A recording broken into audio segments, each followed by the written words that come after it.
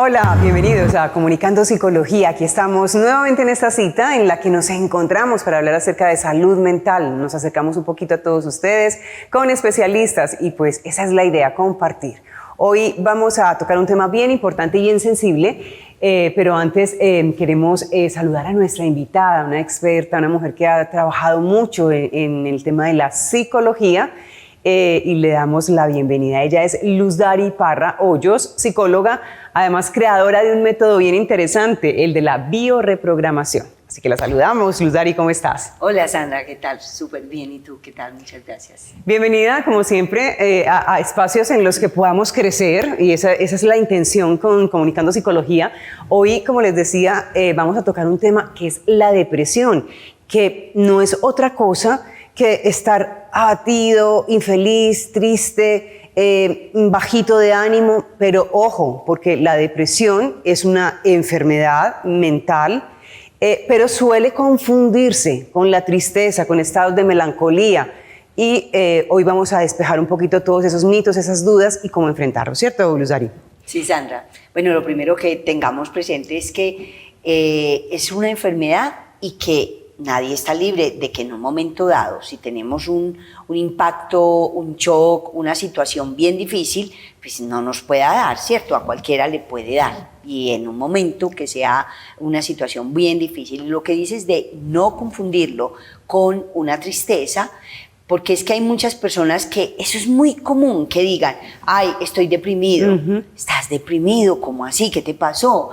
No, es que tengo muchas ganas de llorar, y uno empieza a buscar y pues tiene una tristeza que está sintiendo, y la tristeza es una emoción absolutamente natural, es sana sentirla, es importante permitirnos sentirla y no tiene que ver, o sea, no es una depresión, no es lo mismo. Entonces, qué bueno que vamos haciendo esa diferenciación. Perfecto. En el DSM-5, que es ese manual diagnóstico de los psiquiatras, de los psicólogos, donde aparecen unos criterios y se determina, es también para diagnosticar a los pacientes frente a ciertas patologías, aparece que la depresión mayor y lo que antes se conocía como distemia, que ahora es el trastorno permanente, como de tristeza, aparece un poco que están ahí esas dos situaciones. Entonces, la depresión, por ejemplo, se define como que la persona está 2 semanas prácticamente en cama, no se levanta,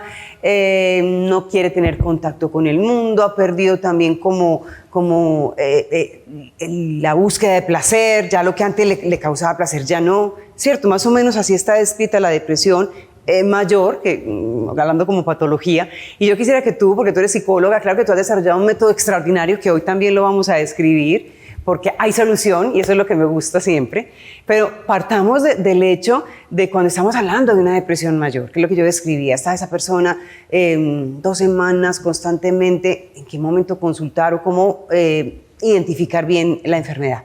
Bueno, si ya una depresión tiene que ver con que la persona no tiene ganas de levantarse, no tiene ninguna ilusión, no se quiere duchar siquiera en muchas ocasiones, no quiere comer, no quiere hablar con nadie, se aísla, prácticamente solo quiere estar en la casa y encerrado y en la cama, ¿sí? No tiene alientos tampoco, casi. Ahí sí hablamos de depresión. Y cuando dices, ¿y entonces qué hacer? Súper importante que esa persona tenga compañía, que se le obligue a levantarse cada día a hacer alguna actividad y que haya asistencia, sobre todo que haya una psicoterapia y que si es necesario, porque es muy, muy profunda la depresión, pues necesitará muy probablemente medicación. Sin embargo, como dices, yo en la bioreprogramación sobre todo nos basamos en las leyes del Dr. Hammer, de un médico alemán, y entonces hablamos de una depresión que viene después de un impacto que fue dramático, inesperado, vivido en soledad y sin solución en el tiempo. Eso es una depresión reactiva. Entonces la depresión reactiva viene después de un divorcio, después de una pérdida, después de una separación, un duelo no realizado o se perdió un ser querido. Ahí la persona puede hacer una depresión. Entonces, en esos casos, de hecho, nosotros miramos que cuál fue el impacto que la persona vivió antes de hacer esa depresión y vamos a sanar ese conflicto. También puede ser depresión endógena, que no es por una causa externa, sino que es porque la persona tiene una situación que inclusive puede venir, la persona puede tener todo y dicen, yo tuve una persona que me decía, ella no consultó por depresión, sino porque me dice, mira, yo tengo todo para ser feliz. Tengo un marido extraordinario, tengo unos hijos fantásticos, tengo un buen empleo, estamos muy bien económicamente, dice, pero yo no puedo ser feliz. Y en ese caso, el tema era que ella era una hija de reemplazo, estaba reemplazando a una hermanita suya que murió varios años antes de que ella naciera. De hecho, la conciben a ella, las fechas coinciden para que ella sea una hija de reemplazo y además de eso, le ponen el mismo nombre que tenía la que se murió. Entonces, imagínate. Interesante que empieces a tocar ese tema, Luz Dari, porque ya vamos a empezarnos a meter en lo que es la bioreprogramación, ¿cierto? Como esos factores van incidiendo en la vida de las personas y sin saberlo pues van generando problemas como el que estamos tratando hoy, que es el tema de la depresión.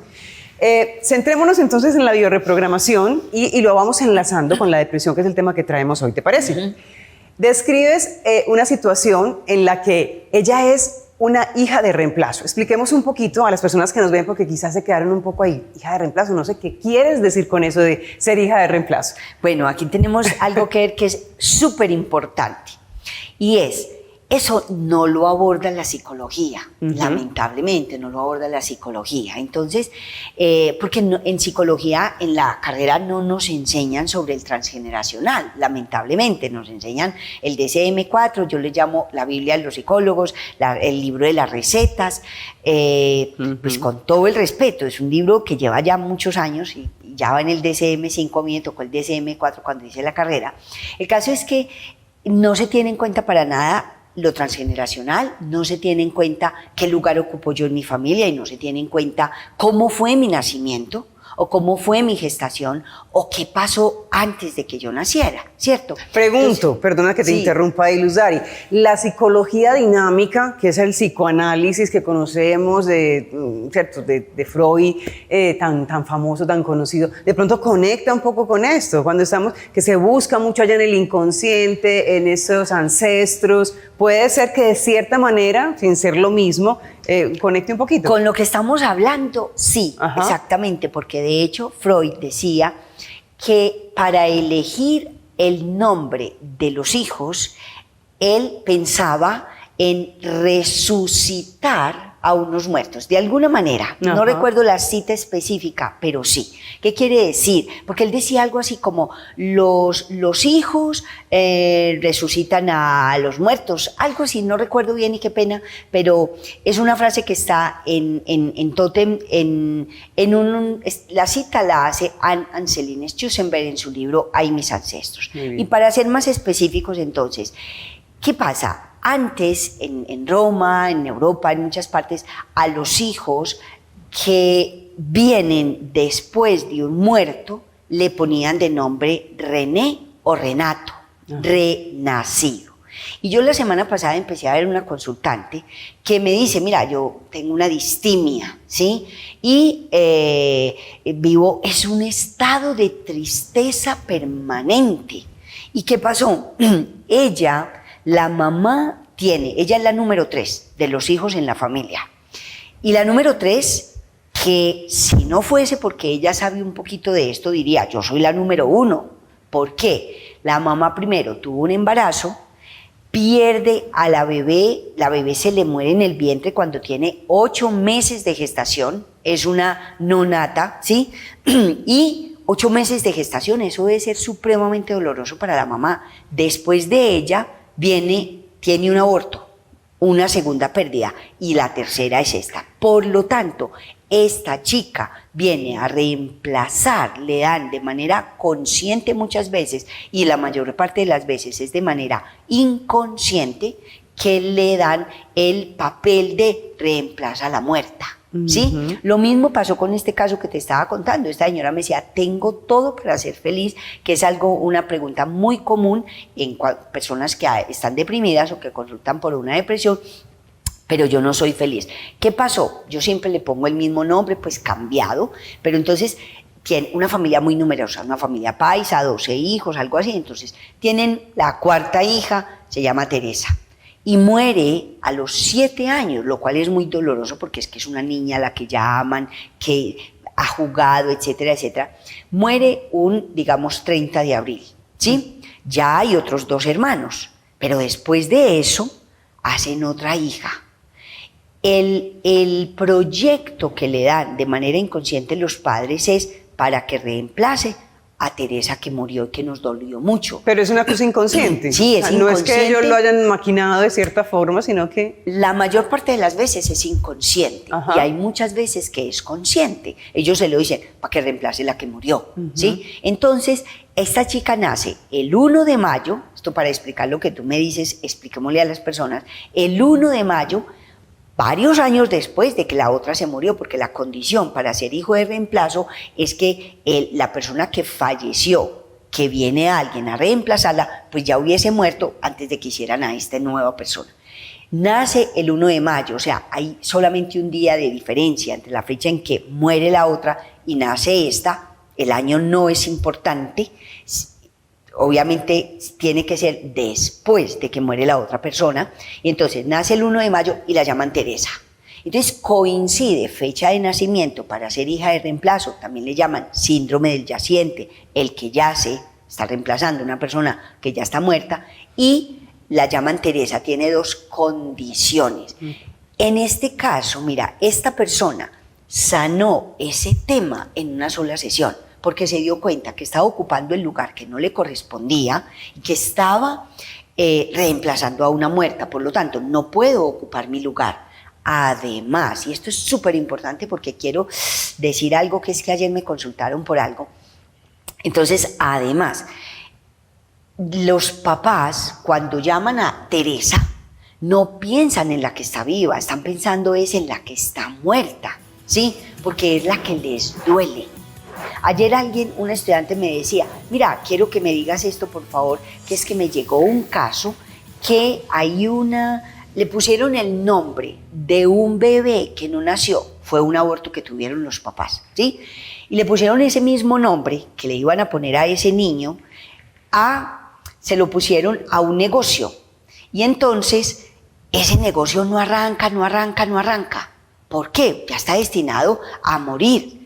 Porque es que ese bebé no nació, Increíble. No se terminó de gestar y el negocio no arranca. Yo lo primero que les dije es, lo primero que hay que hacer es elaborar el duelo por una parte y segundo, pues que dejen de mirar al niño que murió, elabórenlo, dejen de mirar a ese niño y céntrense en la vida, en lo nuevo, en un nuevo proyecto. Y yo creo que también esa es la invitación. Por ejemplo, hoy que tocamos el tema de la depresión, quizá es una sensación de no estar, de no pertenecer, de no hacer parte. Entonces todo esto conduce a que la persona se sienta sola, se sienta un poco desplazada y finalmente pues eso con el tiempo puede generar que la persona entre en estos estados depresivos.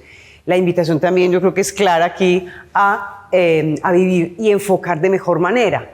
Pero también es cierto, Luz Dari, y uno se encuentra en escenarios en los que no se puede, con el tema de la depresión, ser como indolente frente al dolor del otro, porque, no sé si sea la palabra, pero podría caber el tema de la indolencia, porque la persona que está de verdad deprimida está hundida, y muchas veces llega cualquiera y le dice, pero anímate, la vida es bella, pero porque tú tienes otro enfoque de la vida, a ti te están pasando otras circunstancias en las que te va mejor la vida, o incluso puede que no te vaya tan bien, pero enfocas distinto. Esa persona que está en ese momento no lo tiene tan claro. Entonces, ¿qué hacer con esa persona? ¿Cómo acompañarla? ¿Cómo de pronto invitarla a hacer una terapia? Porque también puede ser que esté tan deprimida que ni siquiera le provoque consultar. Efectivamente, hay que ser empáticos. ¿Por qué? Porque la otra persona está pasando por una situación difícil.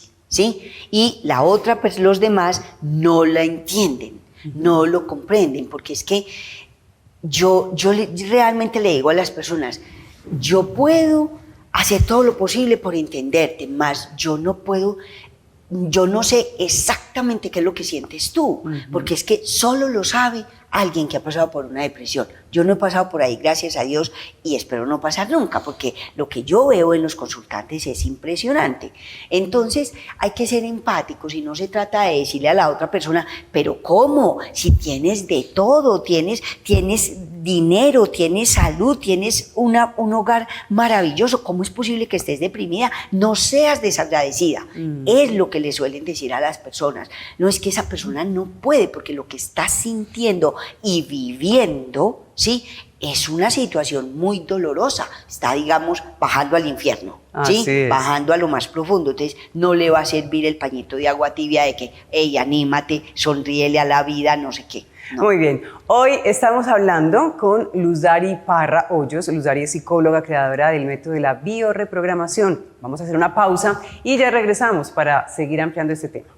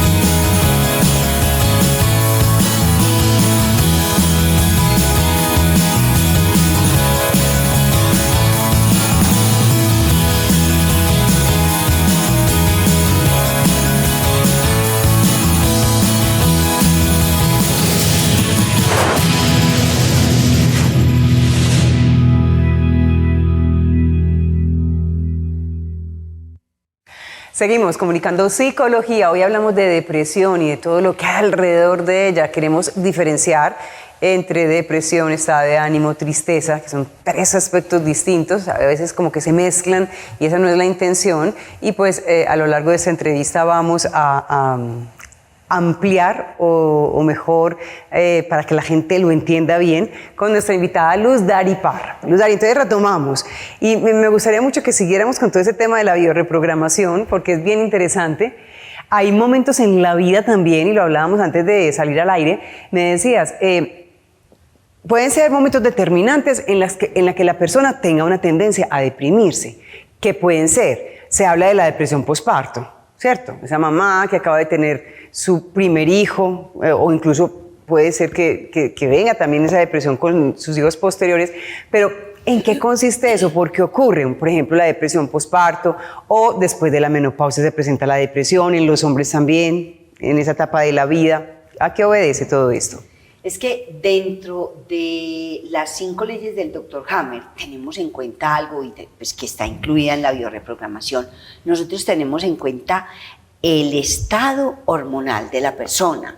Entonces, y también tenemos en cuenta la lateralidad, si la persona es zurda o si es diestra, ¿sí? En este caso estamos hablando de depresión, pero para los diversos conflictos y llamadas enfermedades que tiene la persona, desde un cáncer de mama, tenemos que tener en cuenta la lateralidad, lo cual no se contempla lamentablemente ni en la medicina alopática ni en la psicología tradicional. Sí, sino que eso no se contempla y nosotros sí lo contemplamos. ¿Por qué? Porque es que cuando cambia el estado hormonal, o sea, en la menopausia, y los hombres la andropausia, los hombres se vuelven más blandos. Esos hombres que eran así, súper gritones, súper fuertes, no sé qué, como que se bajan un poco, se vuelven más blandos, se feminizan un poco, y las mujeres que eran muy sumisas, obedientes, hacían lo que el marido dijera o los hijos le dijeran, entonces ya se vuelve más fuerte y más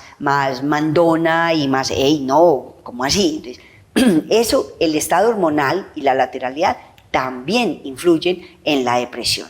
Y lo que decías, ¿por qué se puede dar una depresión posparto? Lamentablemente, pues tampoco se revisa mucho y no se tiene en cuenta cómo nació esa persona que hoy día se acaba de convertir en mamá. ¿Sí? ¿Qué pasó cuando ella nació? Eso no se suele tener en cuenta. ¿Qué le pasó a su madre? ¿Esa bebé fue aceptada o fue rechazada o fue negada o fue abandonada?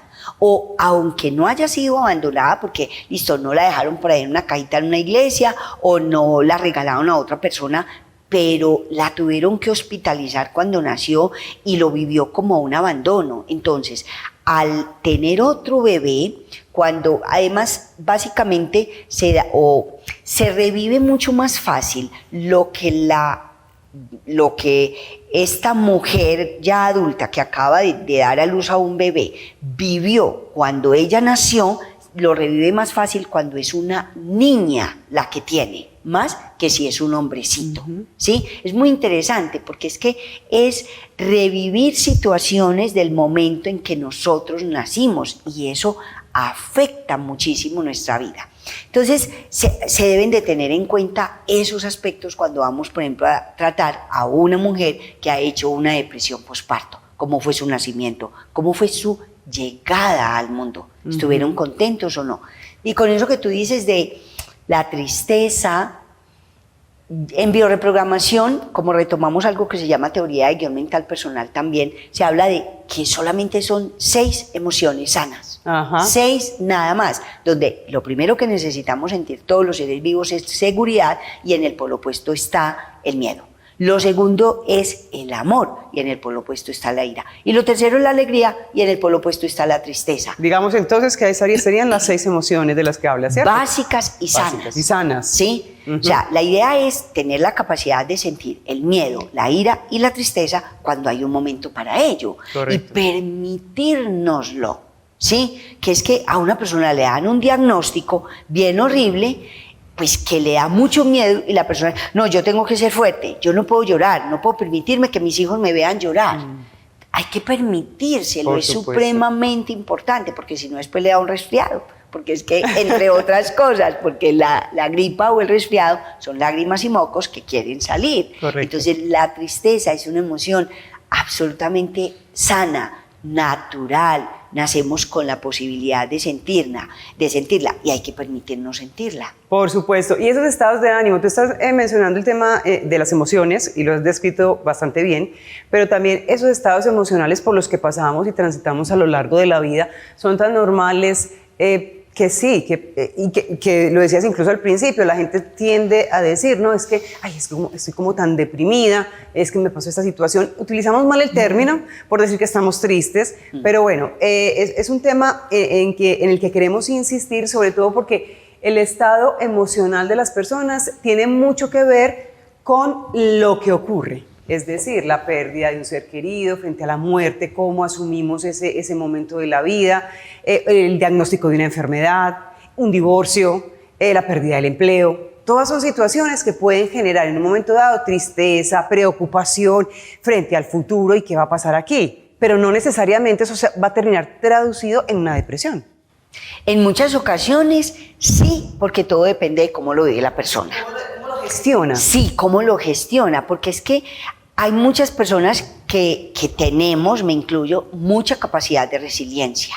Y hay otras personas que a lo mejor no les ha pasado nada en la vida, nada difícil, ¿sí? Cuando digo eso me da un poco de risa porque es que me acuerdo de una chica que también la trajeron que por una depresión, una jovencita súper inteligente, le iba excelente en el estudio, en fin, y ella disque deprimida. Entonces ella decía, es que a mí no me ha pasado nada en la vida, nada horrible, y a la gente le pasa muchas cosas. Y ella me contaba que cuando estaba pequeña se metía en una funda de almohada y se amarraba ahí para caminar como si estuviera parapléjica, como para ver si, pues para sentir o para mirar si podía sentir que era que le pasara alguna cosa. Ajá. Entonces, esas personas que no tienen capacidad de resiliencia, porque les han resuelto todo en la vida, se los han hecho todo, no han vivido casi que ninguna situación difícil, ante una situación un poquito difícil que para otro es, vea, este está ahogando en un vaso con agua, ¿sí? Y entonces ahí puede entrar en una depresión por la pérdida de un empleo, por todas esas razones que dijiste. Perdió el empleo, le terminaron la relación de pareja, se divorció, siente que se dio cuenta que el marido o la mujer le fue infiel, entonces ahí entra en una depresión. Y en ese caso es que la persona no tiene unas herramientas o unos recursos para gestionar las situaciones difíciles. Perfecto. Hablemos entonces de esas herramientas, Luz Dari, porque claro, una persona que le han resuelto la vida, que realmente no ha tenido que enfrentarse a situaciones complejas, puede que no las desarrolle. O sea, tú hablabas de la resiliencia, que es esa capacidad también que tenemos de enfrentar en momentos determinados, después de haber vivido situaciones muy duras y muy complejas, pero aquí estamos y seguimos para adelante, porque también existe esa tendencia, porque hay unas personas que la desarrollan más que otras, si va en ese orden de ideas de sufrir, porque también nos dicen, es que no vinimos a este mundo a sufrir, el camino no es el camino del sufrimiento. Entonces, indiquemos aquí algunas herramientas para que las personas que nos ven encuentren la manera de cambiar el enfoque en la vida y aprender